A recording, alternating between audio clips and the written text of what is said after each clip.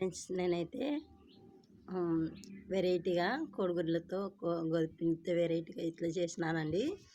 పిల్లలకైనా పెద్దలకైనా పిల్లలకి మ్యాథ్స్కైనా ఇట్లా చేస్తే చాలా ఇష్టంగా తింటారండి. ఈ విధానం అయితే చూపిస్తాను. వచ్చేసి నేను కప్పు గోధుమపిండి అయితే తీసుకున్నాను.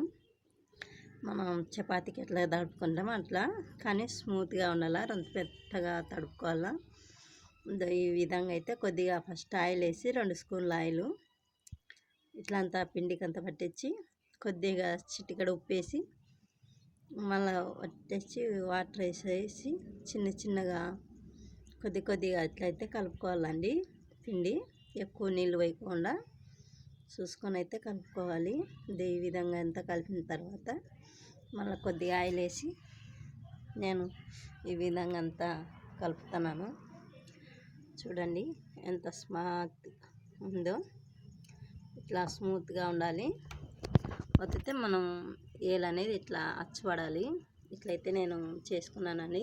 ఇదైతే 15 నిమిషాలు ఉన్న తర్వాత మళ్ళీ గుళ్ళు చేసేసి ఈ విధంగా అంతా రేకులు మన పూరి అట్లా పట్టుకుంటామో అట్లా పట్టుకోవాలి. చూడు ఫ్రెండ్స్, ఇలా పట్టుకున్నాను. 4 కప్పులు అయితే తీసుకున్నాను. దాని కప్పు మీదకి ఫస్ట్ ఆయిల్ పట్టించి మళ్ళా ఇట్లా ఇదైతే వేసేసినాను. చుట్కారం ఆయిల్ పట్టించి పూరి అయితే వేసినానండి. గోధుమపిండి ఈ విధంగా వేసినాక గుడ్డ అయితే పగలగొట్టుకోవాలి. పిల్లలు అయితే చాలా ఇష్టంగా తింటారండి, పెద్దలు కానీ పిల్లలు కానీ. ఈ విధంగా వచ్చేసి ఆనియన్స్ గుడ్డ వేసినాక ఆనియన్స్, టమాటా, క్యారెట్ వేసినాను.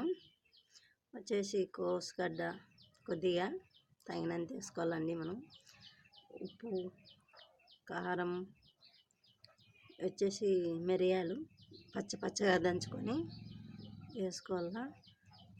నేనైతే మళ్ళా అండి ఫస్ట్ కారం వేసినాను కానీ ఉప్పు వేస్తాను ఇప్పుడు కొద్దిగా. దాని మీదకి వేసిన తర్వాత ఇది మళ్ళా పైన చపాతీ మాదిరి అయితే పూరి వేసుకోవాలి. ఈ విధంగా అంతా వేసుకున్నాక మనం ఒత్తితే ఇట్లా ప్రెస్ చేస్తే అక్కడనే కట్ అవుతుంది పూరి మాదిరి. చూడు ఫ్రెండ్స్, ఇలా చేసుకోవాలి. ఇది మిగతాదంతా తీసేసి మళ్ళీ గుండ్లు వేసుకొని మళ్ళీ పూరి వేసుకోవచ్చు. నేను ఈ విధంగా అయితే చేసినాను. చిబ్బలు వచ్చినాయండి.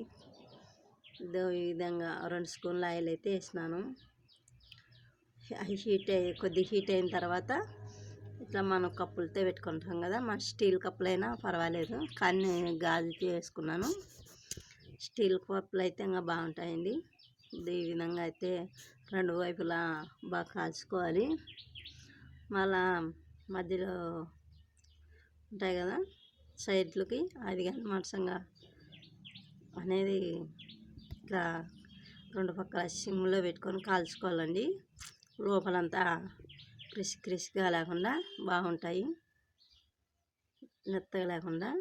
ఈ విధంగా అంతా కలితే లోపల గుడ్డు అన్నీ పచ్చివే కాబట్టి బాగా ఇది చేసుకోవచ్చు.